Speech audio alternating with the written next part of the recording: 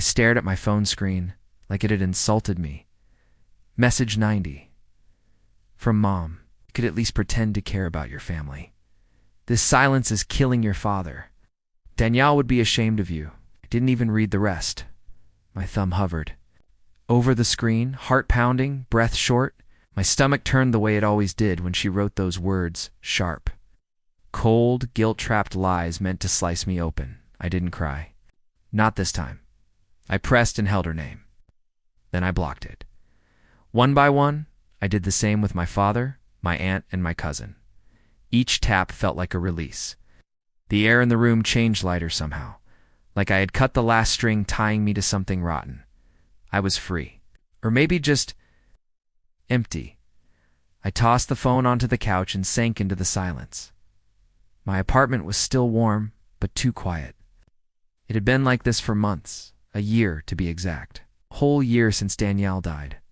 A year since the day I got the call there's been an accident. A year since the funeral I wasn't welcome at. They didn't even let me see him. They said I'd caused too much trouble, that I had no right to be there. That my attitude and distance had hurt the family enough. But I knew what they really meant. They needed someone to blame, and I was always the easy one. I stood up and walked to the window. The city outside moved like nothing had happened. Cars passed, people rushed, life carried on. But my world had stopped 12 months ago. It just refused to restart. I pulled on a jacket and left the apartment. I didn't know where I was going. I just knew I had to move. The wind outside was harsh. July shouldn't feel this cold. Maybe that's what grief does. Warps everything. Even the seasons. I walked past the coffee shop Danielle used to love. He always ordered the most ridiculous drinks, caramel, oat milk, extra foam, something with cinnamon on top. I used to laugh and call him a bougie nerd. He'd grin like it was a badge of honor. I missed that grin. My shoes clicked against the pavement. Each step louder than the last. I passed the park where we once sat for hours talking about nothing movies, books, what we wanted to be when we escaped the house. He wanted to be an artist. I just wanted to be free. Neither of us got what we wanted. My phone buzzed again. I looked out of habit, then stopped myself. It's just a spam email. Good, I was tired of their words. Their fake concern, their twisting of everything I ever said or did. My mother was a master of rewriting the story. My father just nodded along, silent and proud. After Danielle died, I tried. I showed up at their door. I knocked. My mom opened. It stared at me like I was dirt and said, "Now you care?" That was the last time I saw her in person. Now she sends messages like nothing happened. Like I'm the one who vanished. I kept walking until I reached the riverbank. The water shimmered under the low sunlight. I sat on a cold metal bench, hugged my knees to my chest, and breathed. I used to come here with Danielle, said the water. Helped him think. That it gave him peace. I was still waiting for that peace. I pulled out my phone again, opened the gallery, and scrolled through the photos. There weren't many left of him. Most were deleted when I was kicked from the family group chat. But there was one blurry taken at night. We were on the roof of our old house. He had fairy lights tangled in his hoodie. We were laughing. Couldn't hear it in the picture, but I remembered the sound. He looked alive in that photo. So alive. Tears threatened to spill, but I swallowed them down. I didn't want to cry. I wanted to scream, to go back and rip time apart, to tell him I'm sorry. I should have fought harder for you. Should have seen you were hurting too. I sat there until the sky dimmed, till the streetlights flickered on, until the world forgot about me again. When I got home, showered, changed into a sweatshirt that once belonged to him, and curled up on the couch. Chloe had messaged earlier. My best friend. The only person who didn't ask me to forgive and forget. Her message read, "Call me whenever. No pressure. Just don't disappear, okay?" I didn't respond. Not yet. I held the phone against my chest, closed my eyes, and whispered, "I miss you, Danielle." The room didn't answer, but for the first time in a while, I felt like he might have heard me anyway. Asterisk word count. 900. It happened on a Tuesday. I was eating cold cereal in silence. The TV on, but playing something I wasn't watching. The spoon barely made it to my mouth before my phone buzzed. Unknown number. London. I almost ignored it.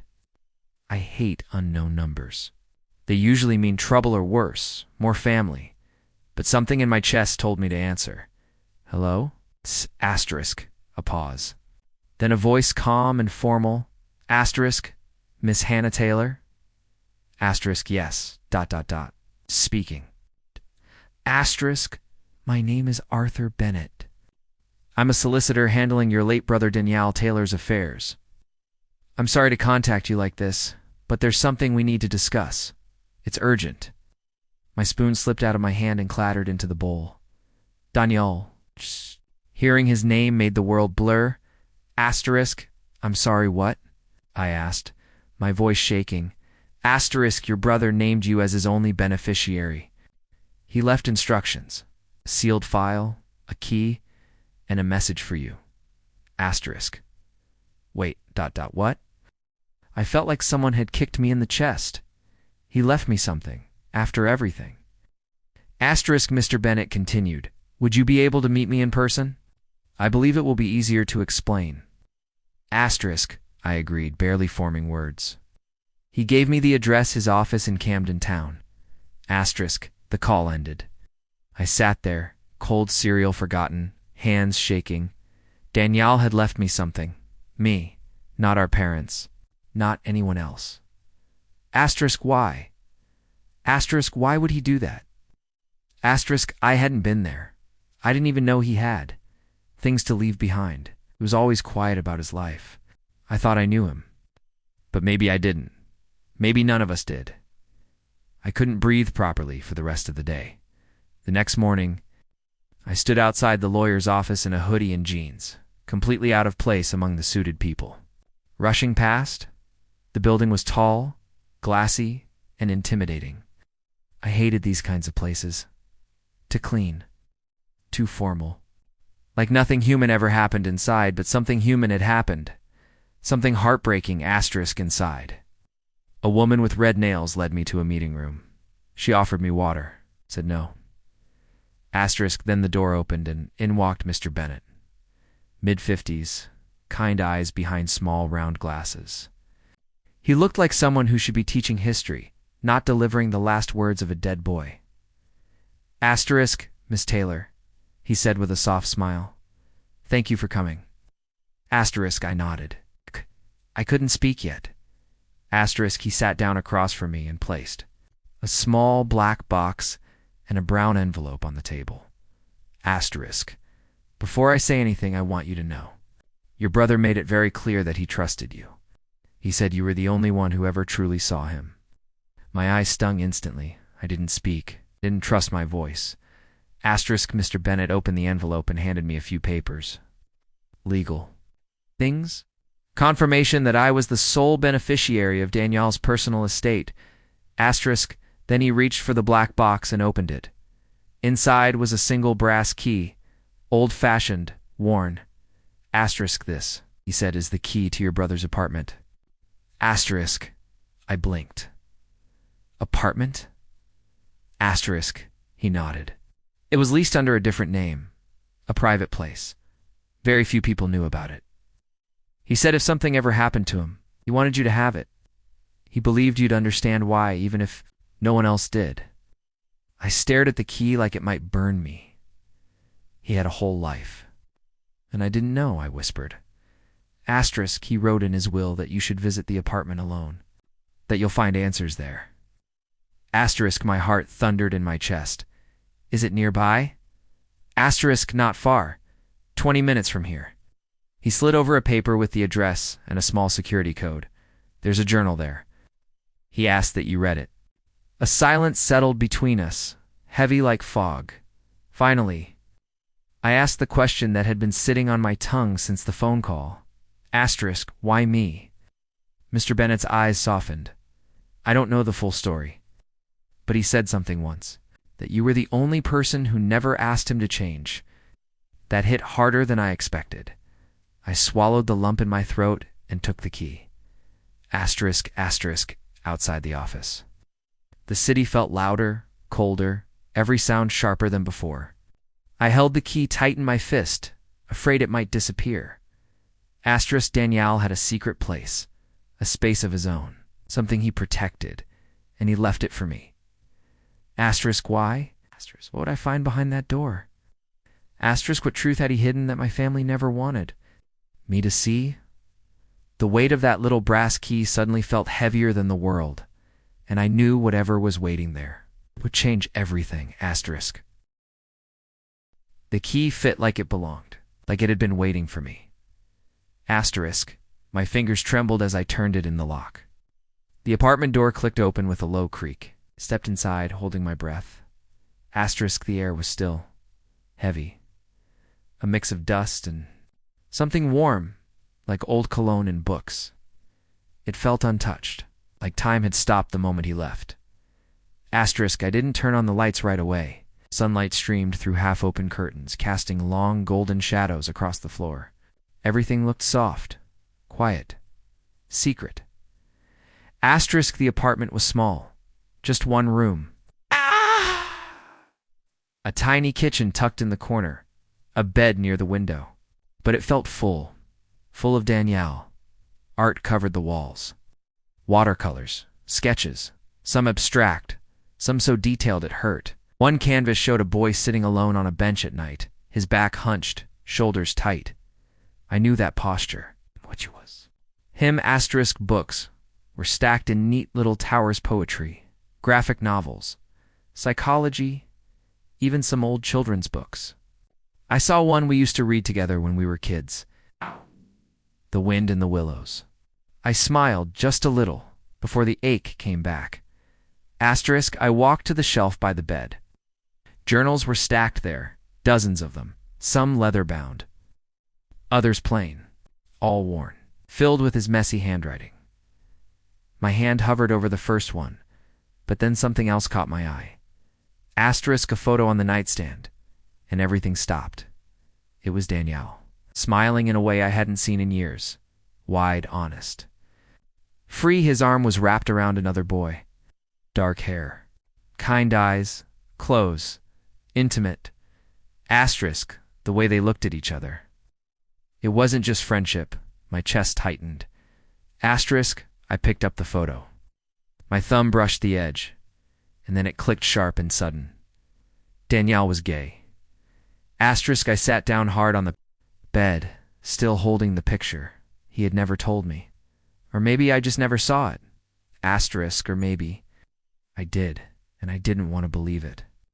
Because I knew what it would mean in our family.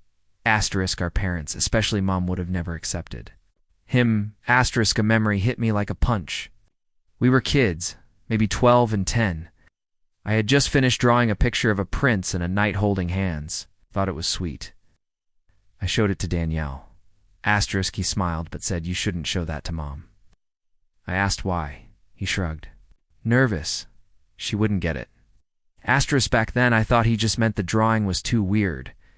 But now I saw it. He was already hiding. Even then. Asterisk. I stared at the photo again. His eyes were alive. Happier than I'd seen them in years. And the boy, this other person, was important. You could feel it in the photo. In the space they shared, I turned it over. There was a name scribbled on the back in Daniel's handwriting. Rayan. Just one word. No date. No message. But everything I needed to know was there. I set the picture down gently and reached for the first journal. My fingers were cold, but the pages were warm from the sun. The first line on the page read, "If you're reading this, I hope it's you, Hannah. I hope you found the key. I hope you didn't give up on me completely." Tears welled up in my eyes, fast and angry. "I never gave up on you," I whispered. I didn't even know. Maybe that was worse, because deep down I realized I could have asked more questions. I could have looked closer. I could have made space for him to tell me, but I didn't. Not because I didn't care, but because I was too busy surviving the same house that was killing him. I leaned back on the bed, clutching the journal to my chest. Asterisk. The room smelled like dust and lavender, like time and memory, like Daniel. He had built a whole world, here his own sanctuary, away from judgment, away from fear. And now I was in it, and I was about to uncover everything they never wanted me to see. I opened the journal like I was opening his heart. Asterisk, the pages were full, every line written in Daniel's sharp, slanted handwriting. I recognized the way he looped his Y and always forgot to cross his T. It started simple. Today I watched Rayan sleep. He talks in his dreams sometimes. Pretend I don't. Here, I smiled, just a little. Then I turned the page, and it hit me like cold wind. Asterisk, I wish I could tell them. I wish I could show up one day and say, this is who I love. But I already know how they'll look at me, like I'm broken, like I'm a stranger. So I stay quiet. I lie with a smile. I play their version of Sun and leave the real. Me outside the house. I kept reading. Entry after entry. Pain wrapped in soft words. Fear disguised as everyday thoughts. Asterisk, he had loved Rayan deeply. Not just with his heart, but with every piece of himself. And it was the kind of love he had to hide. Asterisk, he wrote about their first kiss. How it happened on the rooftop of an art gallery, under string lights and soft jazz music. He said he was terrified and happy and alive. Asterisk, he kissed me like I was allowed. To exist, Danielle wrote. I couldn't breathe. I had never seen him like this. Asterisk, not at home. Not with me. And then came the loneliness. I don't know how much longer I can do this. Pretending at home, lying to Mom, smiling at Dad. Hannah doesn't know. I think she's busy fighting her own war. Maybe she wouldn't judge me. Maybe she would. I don't know. I don't know anything anymore. It broke me. I shut the journal, held it against my chest, and just sat there in the middle of the room. Asterisk, I wouldn't have judged you, I whispered into the silence. I swear. But it was too late to say it to him. He had died thinking I wouldn't understand. And maybe that's on me, because I never made the space for him to talk. Asterisk, I was too caught in my own survival, my own silent rebellion against. Our picture-perfect family, I was the loud one, the defiant one, the disappointment. I thought Danielle was the good child, the quiet one, the obedient one. But maybe he was just the better liar. He didn't scream the way I did. He hid instead. In silence, in smiles, in secrets. I opened another journal. Asterisk, he talked about our parents a lot. Mostly about how hard it was to breathe around them. Asterisk, Dad doesn't yell, but his silence is louder than screams. Mom talks too much, but none of it is real. I sit at the dinner table and feel invisible, like a prop in their show. Asterisk, he wrote about school, about fear, about how he wanted to study art but was pushed into economics. Asterisk, I told them I liked finance. I lied again. I lie for breakfast now. Asterisk, there was a drawing in the middle of the journal. A boy standing in a mirror, but the reflection didn't match. One side was Sutantai Danielle. The other side wore a hoodie and paint on his fingers. Underneath it, he'd written, "One of them is dead. The other's not allowed to live." I cried. Not the quiet kind. Asterisk, the full-body kind. The kind that makes your ribs ache in your throat. Burn. I wasn't just mourning his death anymore. I was mourning the version of him I never got to meet. He wasn't just my brother. He was a boy in love. A boy afraid. A boy full of color and light and words. Asterisk, and he lived in fear. Asterisk, all because of who he was. Because of them, because of us. Asterisk, I stayed on the floor for a long time, surrounded by his words, his memories, his life. Asterisk, and the worst part. Asterisk, he had trusted me. Deep down, some part of him still believed I would come, still believed I would understand. And I didn't even see it. Asterisk. I wiped my face and looked around the room again. Asterisk, he built this place so he could finally breathe, so he could love without shame, so he could exist. Asterisk, and now it was mine, his secret, his truth, his life. I would carry it, asterisk, and I would not let them bury him twice. I knocked on Chloe's door before I lost the nerve. She opened it with a frown, eyes still soft from sleep.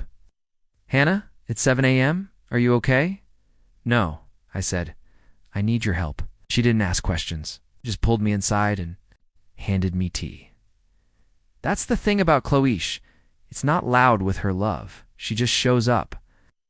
And today, I needed someone who wouldn't look away. I told her everything. The key, the apartment, the journals. The photo of Danielle with Rayon. Her face didn't twist in confusion or discomfort, just sadness. "So they never knew?" she asked gently. "I think they did," I said. "And I think they buried it." Just like they buried me. We sat in silence for a while.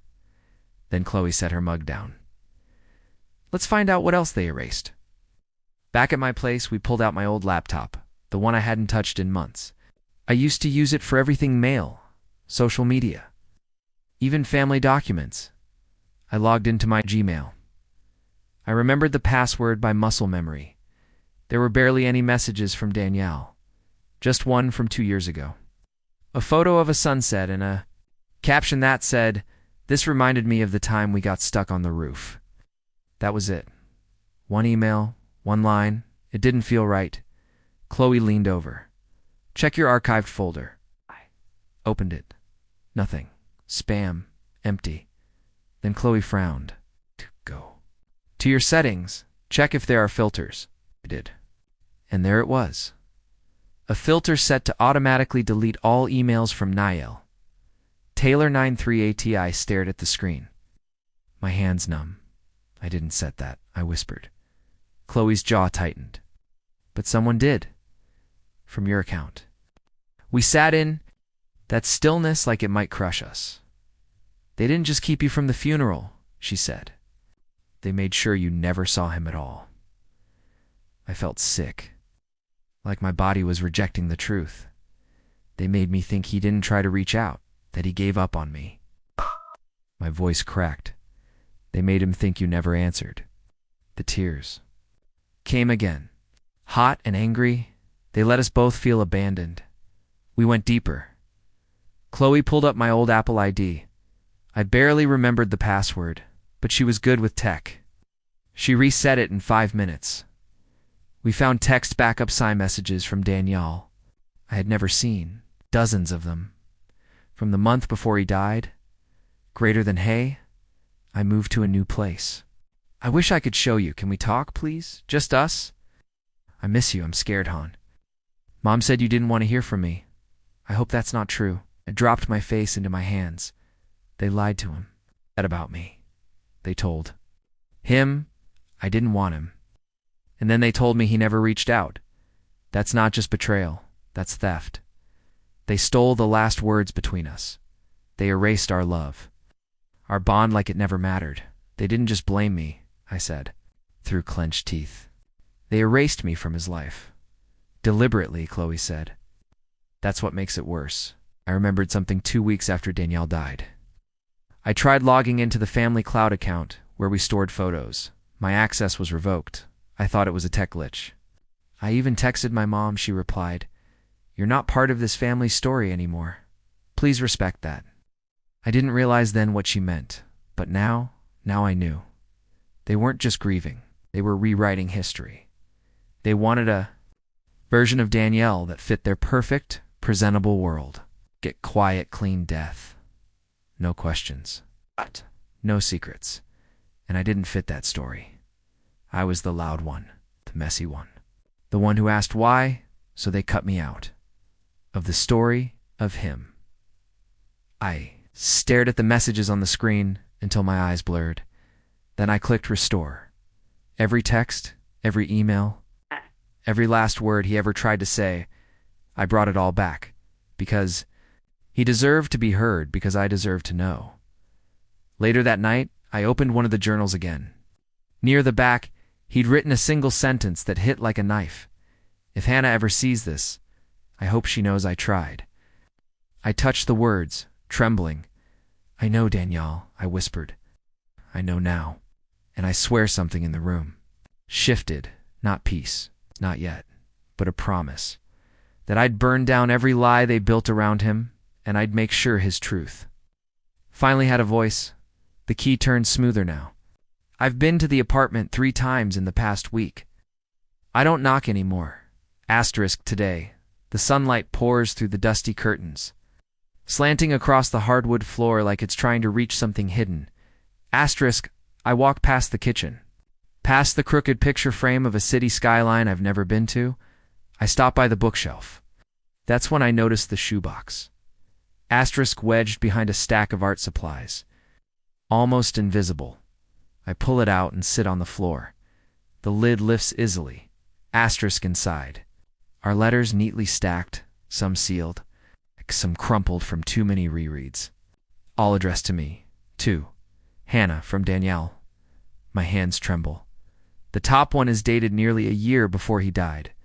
Asterisk, asterisk, greater than Hannah.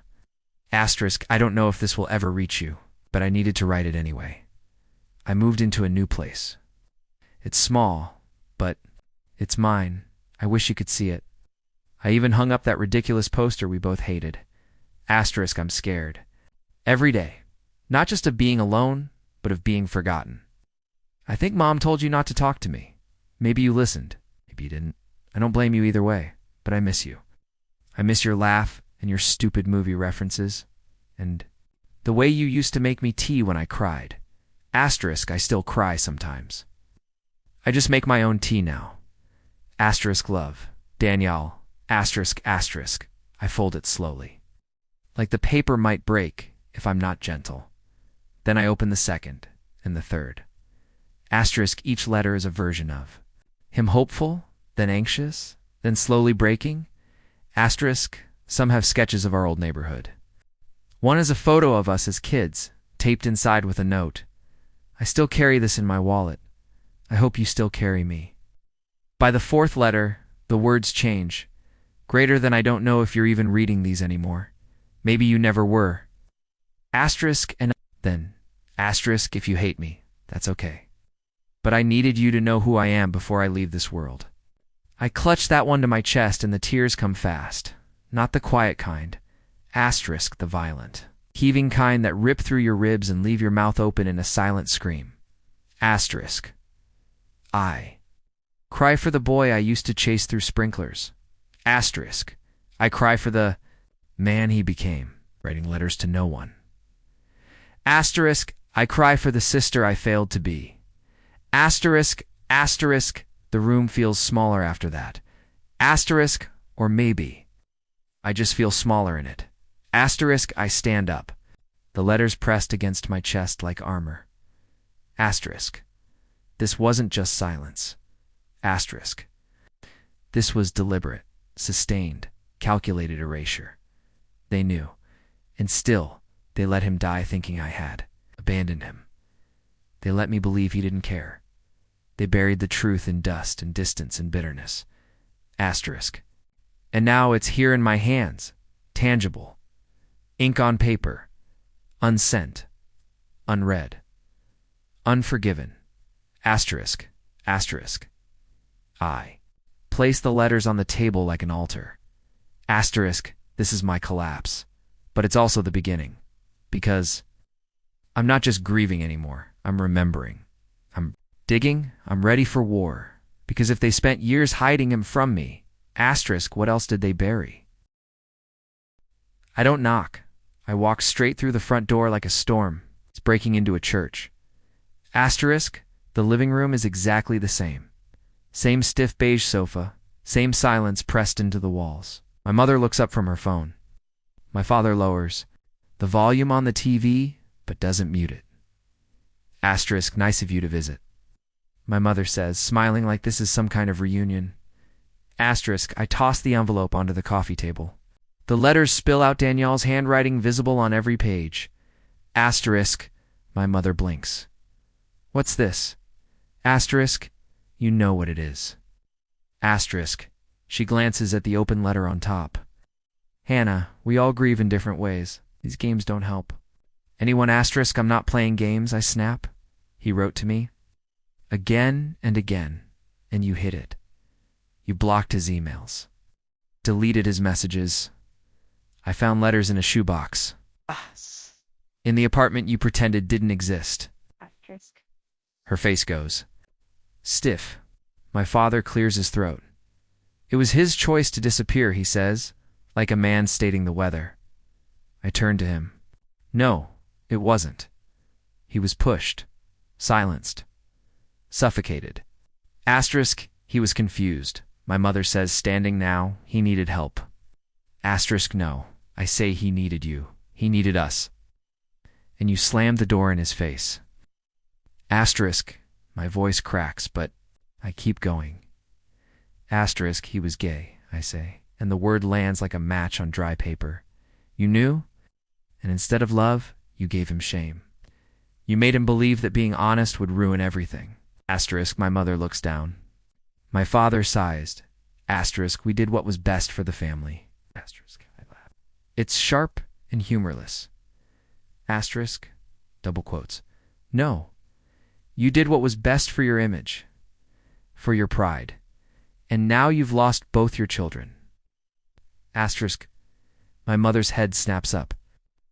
You dare, asterisk. Don't I dare? I step forward. You let him die thinking I abandoned him, and you let me think he didn't care. You stole years from us. You don't understand what it's like to raise children who go against everything. No, I interrupt. You don't understand what it's like to be raised by people who only love you if you fit inside a box.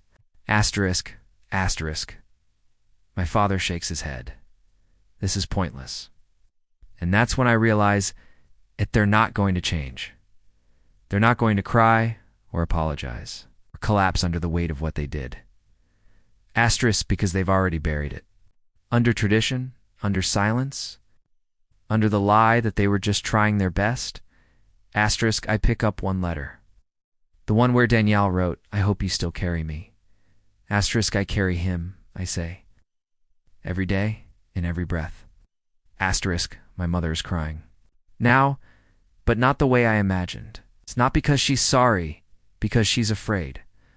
Of what people will say, asterisk of what I will say. I walk toward the door. Wait.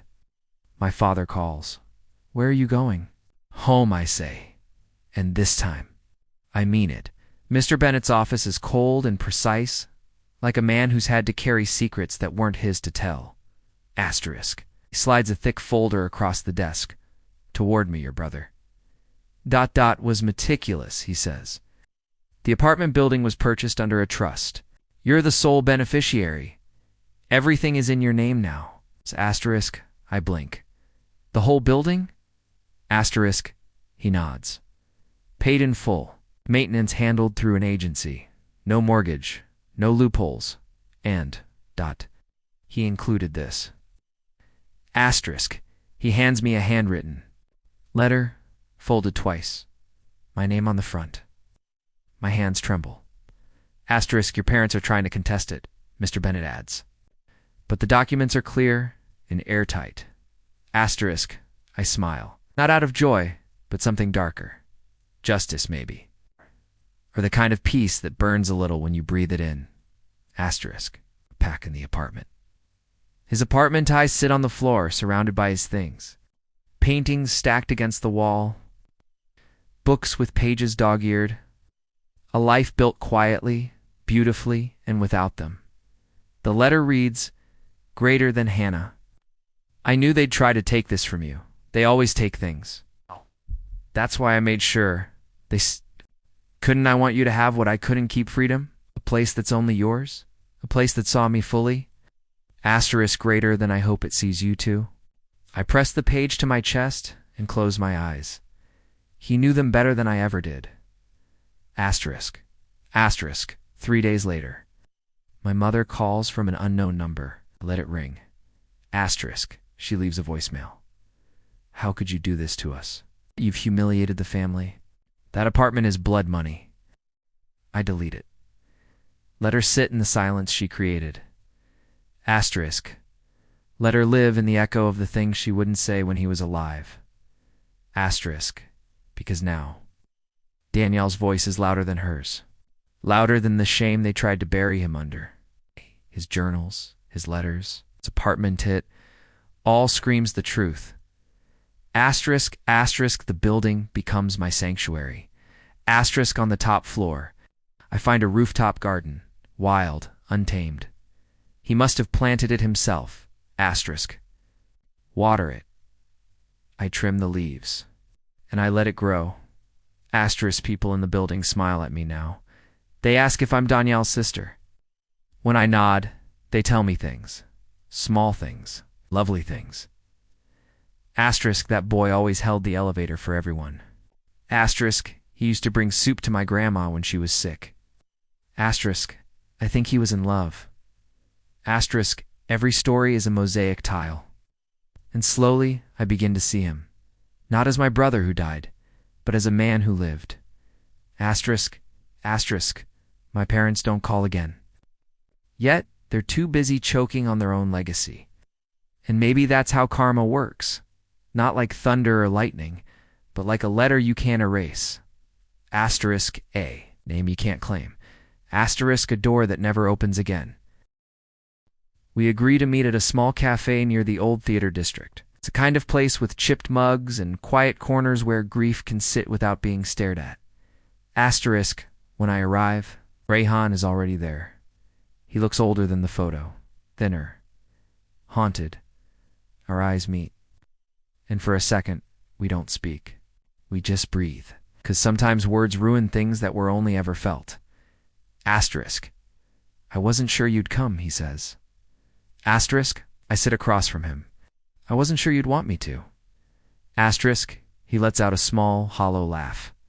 I didn't, for a long time, asterisk, and I nod. I deserve that.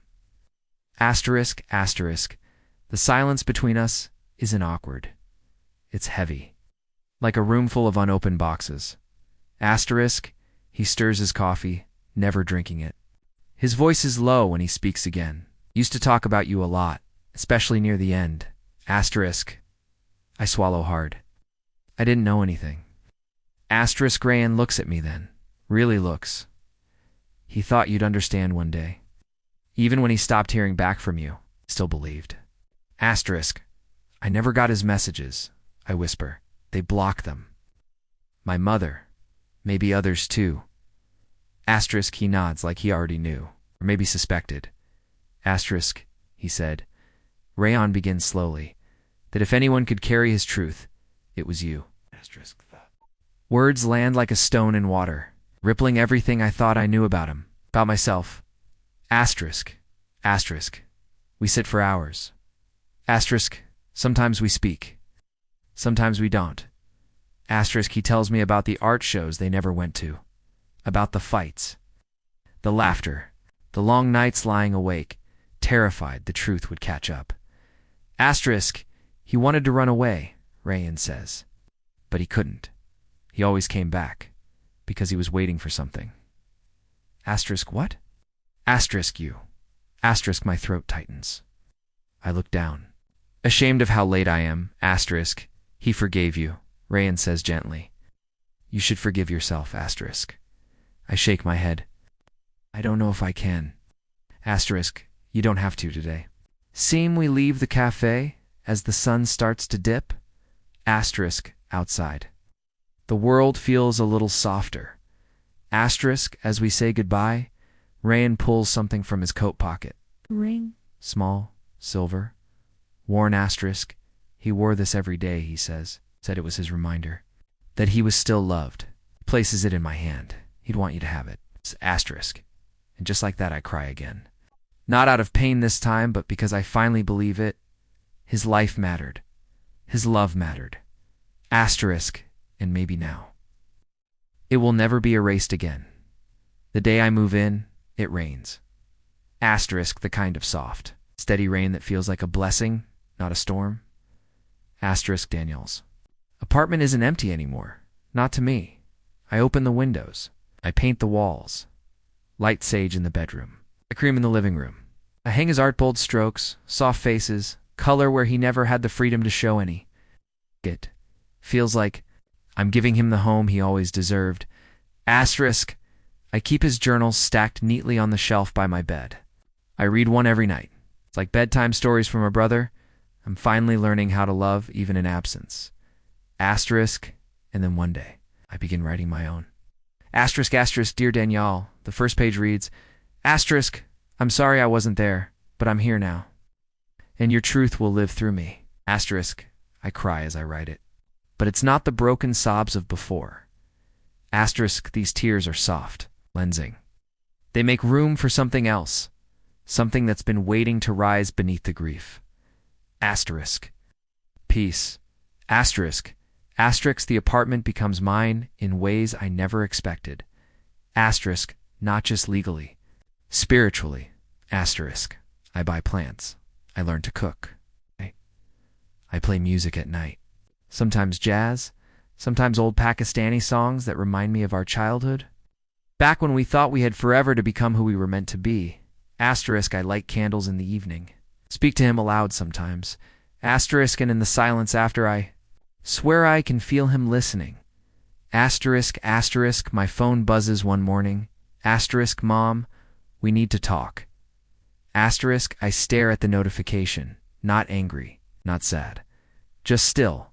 Asterisk, another message. Then another Rachel, Michael. Even cousins who never cared. I don't open them. I don't unblock them. 'Cause some silence is sacred. Asterisk, and this boundary. It's not out of hatred. It's survival. Asterisk, asterisk, forgiveness is a strange word. Asterisk, people treat it like it's a gift we owe. A checkbox to mark healing complete. Asterisk. But I'm learning that peace doesn't always require reconciliation. Asterisk. It just needs truth and space. And the courage to stop explaining your pain to people committed to misunderstanding it. Asterisk, asterisk, I take a photo. Of the living room, Danielle's painting of the boy with closed eyes hangs above the fireplace. A note beneath it in my handwriting reads, asterisk, he was never the shame. I posted online anonymously. It goes viral. Thousands of messages flood in from strangers. My brother too. Asterisk, I wish I had known sooner. Asterisk, this helped me come out. Asterisk, thank you. His truth is living. Louder than silence. Asterisk, louder. Than shame. Asterisk, asterisk. I walked to the balcony one evening. Asterisk, the city hums below. Somewhere life is beginning again. Asterisk, and me? I'm not healed. Not fully. Maybe never fully, but I'm breathing. And for the first time, I don't feel like I'm stealing air from a life that should have been better spent. I'm here. And he is too. In every page. Every BRUSHSTROKE. Asterisk, asterisk, justice isn't always loud. Asterisk. Sometimes it's a woman in a quiet apartment, surrounded by color, writing a letter to her brother, who the world tried to erase and choosing every single day, asterisk, to remember him instead.